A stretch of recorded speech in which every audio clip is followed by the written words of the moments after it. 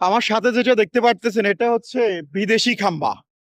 ঠিক আছে, কেউ বলে গুপ্ত লিখে দাও প্রতিটা খাম্বায় খাম্বায় লন্ডনে গুপ্ত ছিল, আবার কেউ লিখতেছে দেওয়ালে দেওয়ালে গুপ্ত দেখলে থুতু মারো, গুপ্ত রাজনীতি নিষিদ্ধ করো।